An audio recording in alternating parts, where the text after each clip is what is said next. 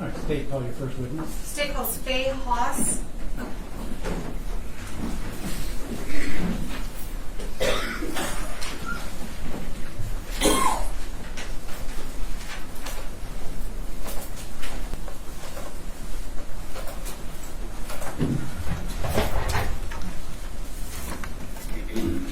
Good morning.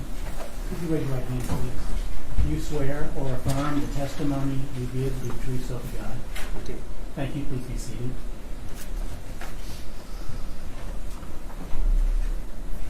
Good morning.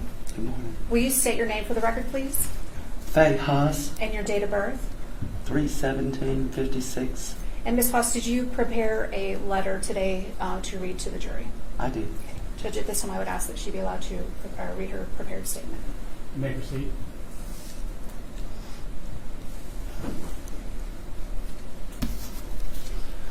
I am the niece of Voncile Smith, or Aunt Bonnie, as I call her, and the cousin of our Richard, or R.T., what the family called him, and John Smith, also cousin of defendant, Donna Wayne Hartung, Sr. Some things I would like you to know about my aunt. She was very loved by her family, all her brothers, her sisters, her nieces, and her nephews. I believe if you ask each one of us, nieces and nephews, who was their favorite aunt, it would be, or they would say, Aunt Bonnie, not because of what she had, but because of who she was, how she was funny and fun to be around. As far back in my memory of Aunt Bonnie as I can remember, I idolized her. I thought she was so beautiful, and not only on the outside, but on the inside as well.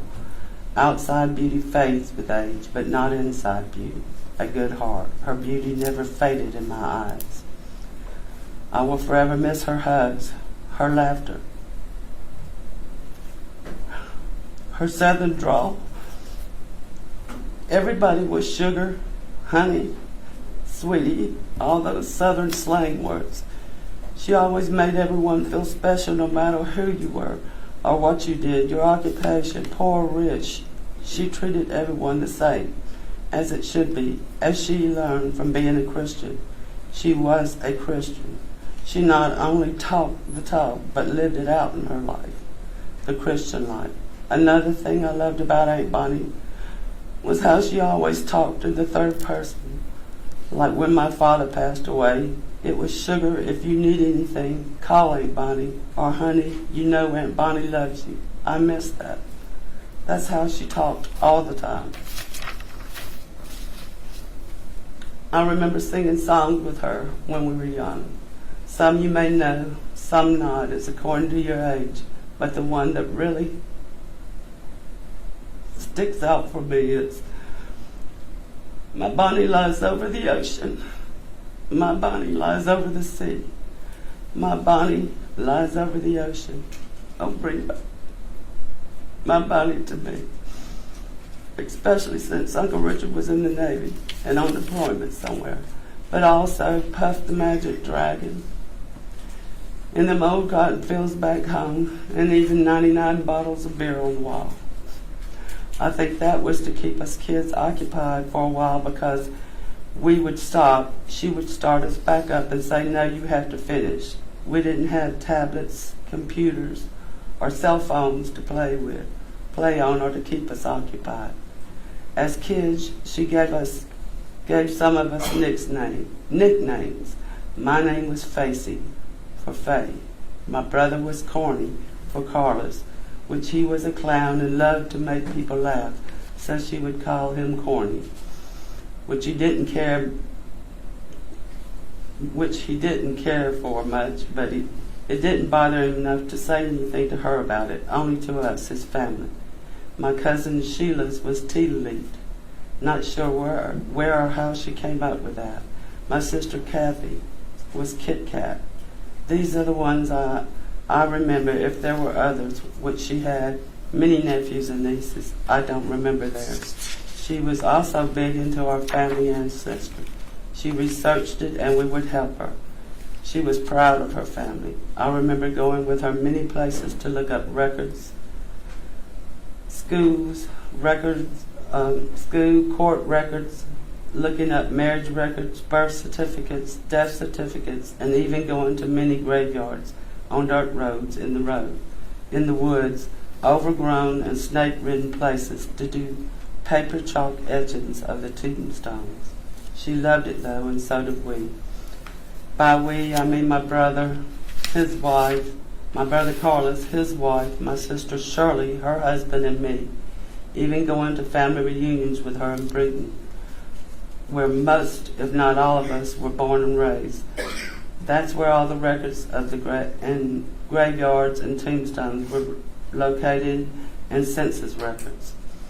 That's where she, RT, and John rest now beside her grandparents, her mother and father in Damascus Cemetery in Bruton, East Bruton, along with many other relatives there. Aunt Bonnie, along with my father, came from a big family, 4 boys and 3 girls, 7 altogether. Actually, there was 8. One of my uncles died at an early age. I never knew him or what caused his death. If Aunt Bonnie told me, I can't remember what she told me, and sadly, I can't ask her now. They were a close family. Like all families, they had their ups and downs, ins and outs, but they always made up eventually. Aunt Bonnie loved her brothers and sisters, and they loved Aunt Bonnie. Aunt Bonnie was the youngest of the girls, and Aunt Bonnie had 4 big brothers that were protective of her. I think she was closest to my Aunt Nell and my father. And yes, she helped her family. Not because they asked either, but because Aunt Bonnie knew they needed help. Aunt Bonnie volunteered her help and was glad she was able to help them. Mainly my Aunt Nell, her sister, after she became a widow, and Aunt Jean, her brother's wife, when she became a widow with 3 young girls to raise on her own. And yes, Aunt Bonnie paid for my brother's funeral. Not at first, though. One of my sister-in-law's clients paid for it. Aunt Bonnie asked if they had insurance, which they didn't, and my sister-in-law told her who paid for it. And Aunt Bonnie would not hear of it and told my sister-in-law to bring the bill over. And Aunt Bonnie wrote a check to my sister-in-law's client who had paid for it. Once again, not because she was asked, but she wanted it that way. Because my brother was Aunt Bonnie's favorite of all the nephews and nieces. Aunt Bonnie was 9 when Carlos, my brother, was born, and she always pretended he was her baby. They were very close, always. Anyways, this is the way my aunt was. If her family needed her help, she would help, not because she was asked to, but because she could and she wanted to help them. Aunt Bonnie loved her family. When I hear people say they were reclusive, that hurts. That's not how they were at all. They, Aunt Bonnie and Uncle Richard, were very outgoing. Aunt Bonnie never met a stranger. They all went on vacations and traveled in earlier years. They came to family events, Easter, weddings, 4th of July picnic. In the latter years, maybe, because of health issues, Uncle Richard had Parkinson's, and Aunt Bonnie had trouble getting around. RT and John were working. RT had the weight of the world on his shoulders. RT worked, took care of his father, Aunt Bonnie, and John.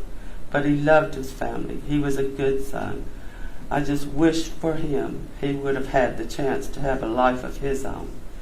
My cousin John was special needs, and he loved his job at Walmart. He held this job for 25 years, always with a proud smile on his face.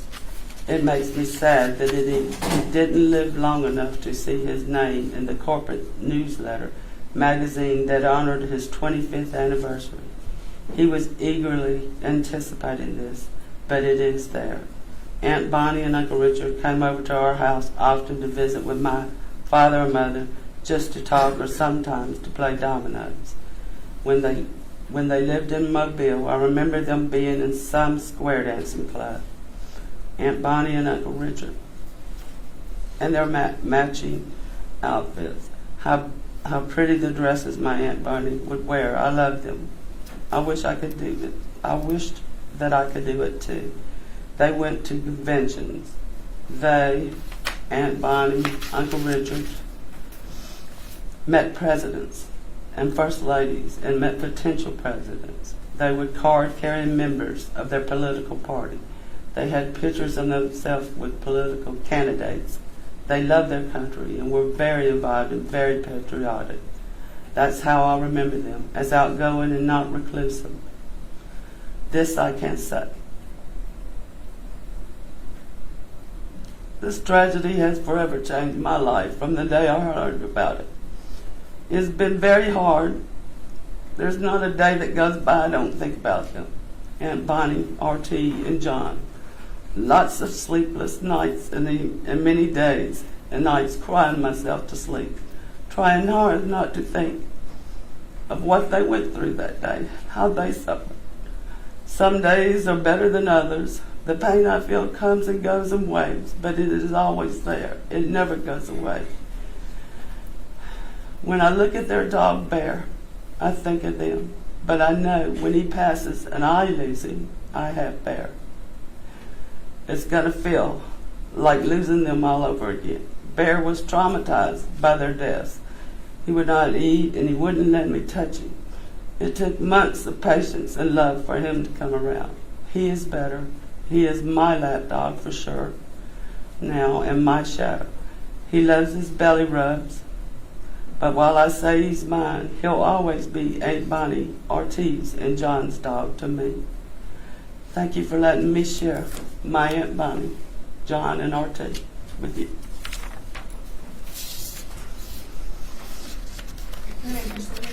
May. Ms. Fox, I'm going to show you what's been marked as State's Exhibit number 1. And are those pictures of your Aunt Bonnie? Yes, they are. Judge, at this time I move States 1 into evidence. No objection? So admitted. And permission to publish. May.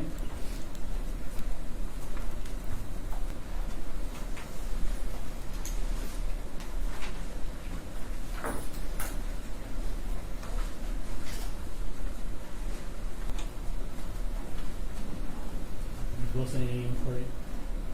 No. Okay. And thank you. You can stay. Judge, the State's next witness is appearing by the computer somehow. So we have just 2 seconds to do whatever they do. You need like a 5-minute break? No. I think, Okay. Is it going to be projected? yes, I think it's by Skype or something. Okay. Well, whoever technologically can get this done, come on down. Do you need to call anyone to see if whoever this witness is available? Or? I don't need to touch anything.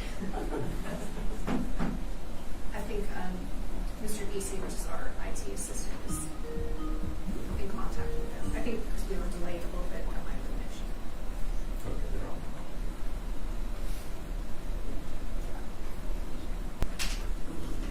Do you need a break? Possibly, just to Okay. get connected. We'll take a 5-minute break. We'll bring y'all back in just a few minutes. All right, Ms. Wilson's in the courtroom. And defendant and state. Is there a notary there? Yes. How's that set up? Who's present? Judge, I know it's set up at a state attorney's office I think in Marion County. Correct. Okay. And is this the witness who's Yes. on the screen now? Yes, sir. And she can see the courtroom? Yes. Yes. Okay. Can you see me, ma'am? Good judge? I don't know if I'm in the So camera. see the upper corner? Oh, So it's No. just me right now. okay. You just have a narrow view. Very good. Okay. Are we ready to proceed? So she's going to have a notary, or will I be swearing her in directly? There should be a notary there to swear her in. Right here. Is Okay. that necessary if I can see her and hear her? I think so. Okay. All right. Is the notary going to, Yeah. when the jury comes back in, or do you want her to identify herself now and give her certificate number or whatever? Or do you want to wait for the jury? We can do that now. All right. Notary, hi. Could you state your name, please? It's Kimberly Lane. Lane? Yes, sir. Okay, and your certificate number or whatever we call it? GG019055. All right, and it's still in good standing? Yes, it's good till September 9, 2020. Okay. Are we ready for the jury? Yes. Case from the jury, please. Yes, sir. All right, our jury's back. Please be seated. Members of the jury, this witness is testifying from Central Florida. We have a notary, Ms. Lane. If you could swear the witness in, please, Ms. Lane. Do you swear to tell the truth, the whole truth, and nothing but the truth, so help you God? She's sworn in. All right, thank you. Jensen, you may proceed. Ms. Lane, you may say or go. Ms. Dewey, will you state your full name for us, please? Audrey Estelle Dewey, And can you spell your first name for us? A-U-D-R-E-Y, And your last name? Dewey, D-E-W-E-Y, Thank you, ma'am. And what is your date of birth for the record? 08/23/1954. And Ms. Dewey, did you prepare a statement to read to the jurors today? Yes, ma'am, I did. And can you go ahead and read that for us, please? Yes, ma'am, I will.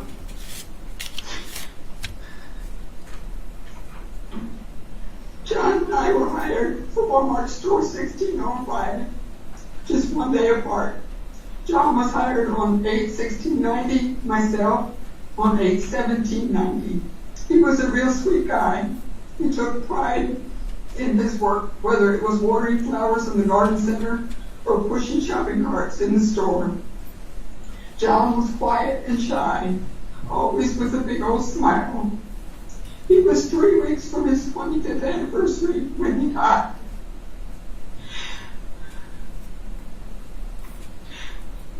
The Saturday before, Richard, his brother, had told me about a bet he and his dad had about how long John would keep his job.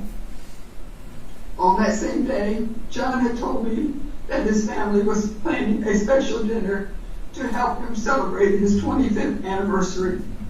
He was excited, talking about getting a plaque, his 25-year pin, a certificate, and his name in the Walmart World magazine.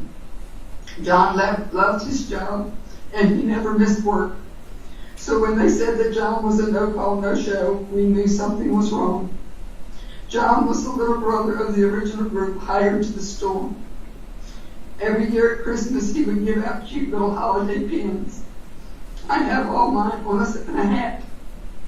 Every year when I take it out, I think of John, the big teddy bear of a guy that he was. I can't hold back the tears as I think of how I felt when I heard that John was dead.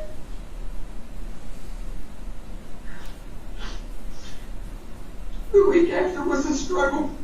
I looked for him everywhere, every day, as we all did. Customers would ask about him and move us to tears. He always sat in the back corner at the Subway for lunch. Some afternoons he would be sitting, waiting for Bridget to pick him up. I would offer him a ride, but he'd always say, "Thanks, but I am good." Just 4 days before John's big 25th anniversary, we would bury him. I have since retired from Walmart, but I still remember the day we heard the news. For some of us, it was 7/31/15. For others, it was 8/01/15. Remember his burial on 8/12/15. Remember his anniversary, August 16, 1990.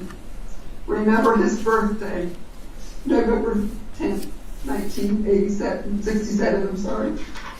And to this day, I miss him with all my heart. John was so sweet and so loved, and he is so greatly missed to this day by so many. Thank you, Ms. Dewey. Judge, at this time, I move State's Exhibit Number 2 into evidence without objection from the defense. So admitted. And permission to publish. You may.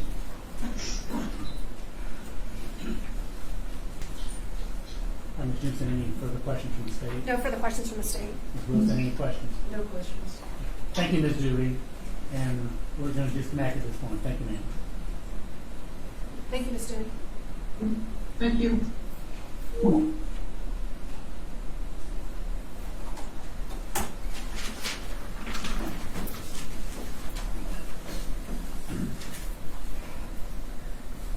lastly, the state calls Tammy Duncan.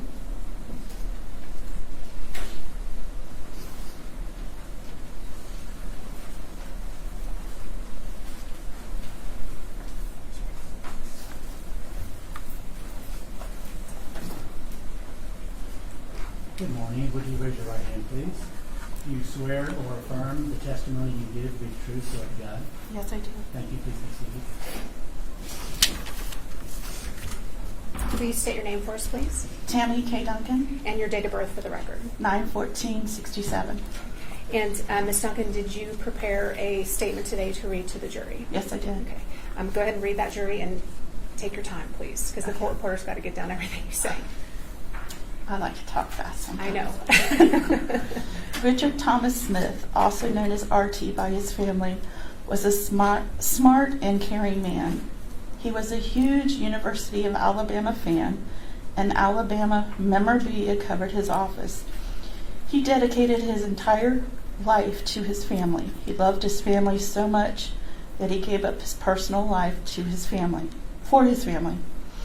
During the last year of Richard's father's life, Mr. Smith's health rapidly declined from Parkinson's disease. Richard had to take over as the head of the household. He had to change his schedule to be able to take his brother John to and from work on Mondays, Thursdays, and Fridays. John had to be at work at 7 in the morning, so Richard would have to wake up at 5 every morning to ensure John woke up and got ready for work. Then Richard would get ready for work. Richard would even have to get up early on Saturday and Sundays to get John to work on time. Richard had to take care of his parents and John. Richard had to take his parents and John to all their doctor appointments and make sure they took their medicines. I remember one time Mrs. Smith was having pain for a while, and the doctor asked why she wasn't taking one of her meds. The medicine bottle had fallen back behind the counter, and Richard wasn't giving her that med. He felt so guilty that he didn't realize the med was missing, and his mom was in pain all that time just because she didn't take that med. From then on, Richard would be more attentive to their meds. Towards the end of Mr. Smith's life, Richard would have to get his father up and put him in a chair prior to going to work. When Richard got home from work, he would have to clean up and bathe his father from being in the chair all day because he was unable to get up on his own. He would then have to cook dinner, clean the house, and do all the chores that were needed at the house. John normally went to sleep around 8 every night. While Mr. Smith was alive, Mrs. Smith would stay up until 11 or so at night. Richard would stay up until his mom went to sleep to make sure nothing happened to her. Then Richard would go to sleep. He would only get about 5 to 6 hours of sleep every night, which I believe was taking a toll on his health. After Mr. Smith passed, Mrs. Smith would go to sleep around 9. Due to Mrs. Smith's health, Richard would have to help her to bed, and then Richard was able to sleep earlier and get more rest. The day of Mr. Smith's funeral, Richard had to help his mom put on her shoes. When she got out of the car at the cemetery, she tripped or something and hurt her ankle. He felt guilty that he didn't put her shoes on correctly, causing her to hurt her ankle. I remember one time I asked Richard, when does he get time for himself? He says the only downtime he gets is when he can sit around in the office and visit with his friends. He had no downtime once he got home. Not only did Richard take care of his parents and John, he also had to take care of the family dog, Bear. Bear wouldn't even eat unless Richard acted as if he was going to eat Bear's food before the dog would eat. I used to tease him that he even spoiled the dog. Richard started his career with the Department of Navy as a computer specialist after his college graduation. He quickly earned a reputation of being dependable, knowledgeable, and really good at his work. He was a go-to person to resolve issues and was always current in the latest technology trends and processes. Richard excelled in his career field and earned so many certifications that he was often teased by coworkers about his email signature block containing the entire alphabet. Richard had an open door policy, and countless employees would stop by each day to pick his brain about how to solve a work problem or to get his opinion on a personal issue. He was respected by his team members, co-workers, and superiors. Richard had a strong work ethic, integrity, and honor. When you shared a confidential matter with him, you knew it would go no further. Richard cared greatly for his work family and was a loyal friend. He was quick-witted and loved to tease. As a practical joker, he was quite proud of his ability to sneak up on coworkers and scare them, which sometimes resulted in the unsuspecting person screaming, to which Richard would laugh heartily and then apologize with an impish grin. And while perhaps the master of comebacks, Richard received the teasing and joking as easily as he dished it out. It became quickly known that if something bothered someone, to not let him know, because that would be the exact thing Richard would use to tease or affectionately irritate them. Case in point, Richard always decorated his office for Christmas, wrapping his office door in foil wrapping paper. Several weeks after Christmas, a coworker asked, when was he going to take the wrapping paper off his door? To which he laughingly replied, "Does it bother you?" That wrapping paper remained on that door for more than 3 years and only came down when the office was vacated due to renovation. To a handful of his closest work friends, Richard was like an annoying big brother who teased without mercy, but they always knew he had their back. He would protect and defend without question. He was a gracious gentleman who would open doors for women and also allow other men to go before him.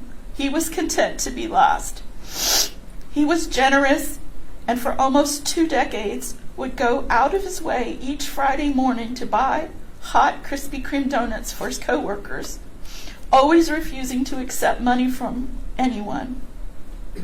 He was always the last contributor to the office collections for special events and always offered to give more if he needed. Richard was always willing to sacrifice for others.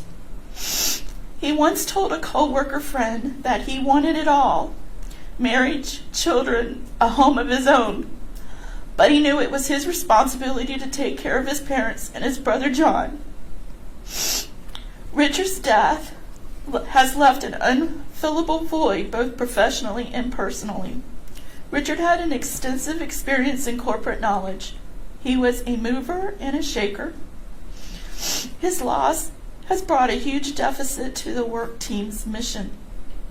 That horrible Friday when management had an all-hands briefing to tell his co-workers of his death, over 100 co-workers, both male and female, were openly crying. At a memorial service for Richard, John, and Mrs. Smith, planned by his DHS co-workers, the Navy Aviation Chapel was full. Many of those in attendance were former co-workers from early days of Richard's career. Also, his co-workers set up a scholarship at the University of Alabama as a memorial for Richard and his brother John. It was evident that Richard had been well-liked and highly respected. It was his co-workers that carried his casket at his funeral. I started working with Richard around 2009. We started talking and texting a lot about our families and work, etc. He became my best friend.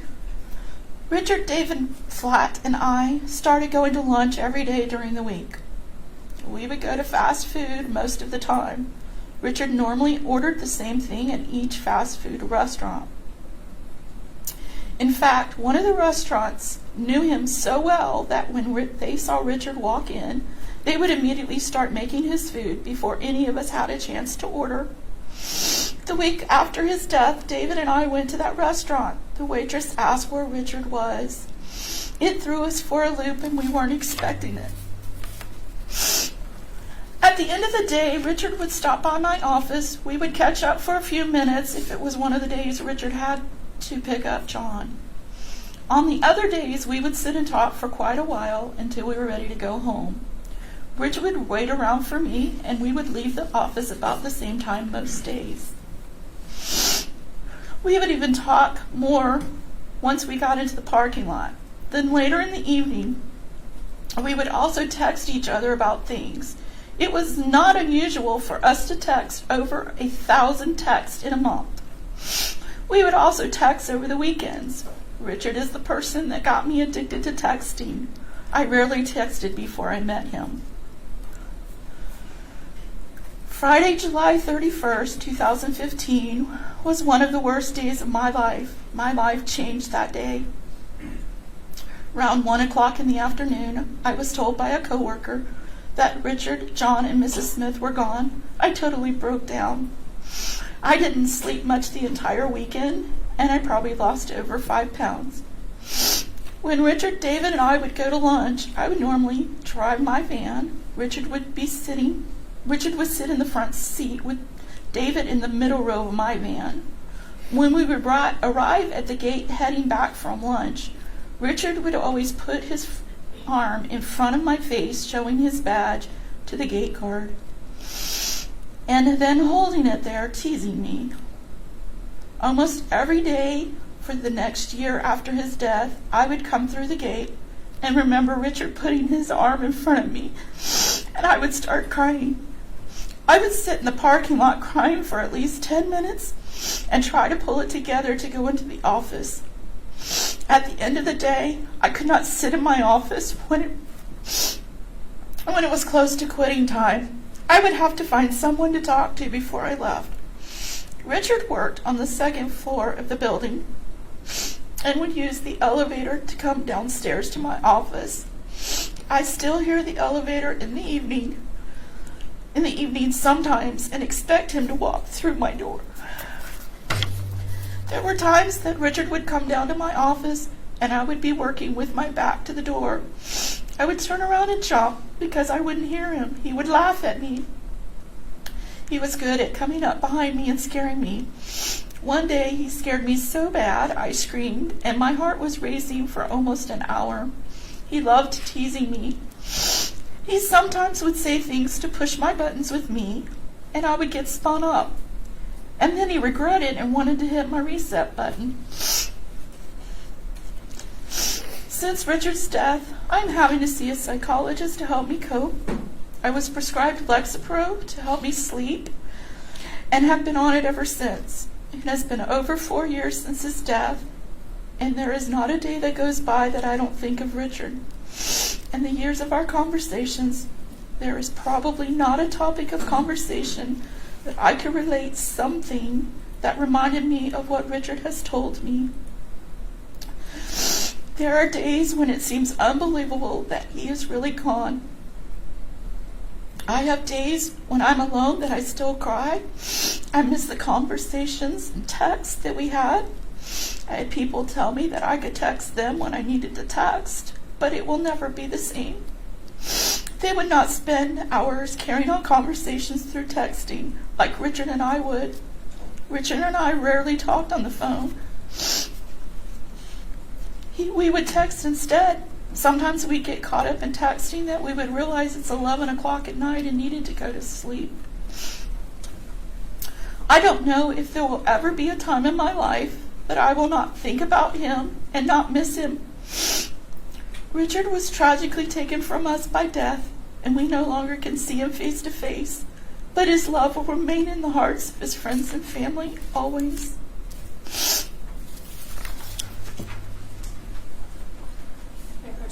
Yes, ma'am.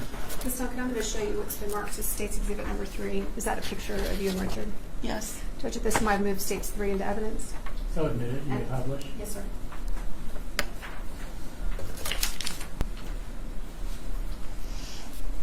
I don't have any other questions, Judge. All right, Ms. Wilson, any inquiry?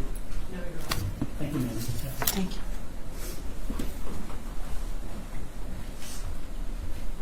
Nothing further from the state at this point, Judge. All right, counsel, please.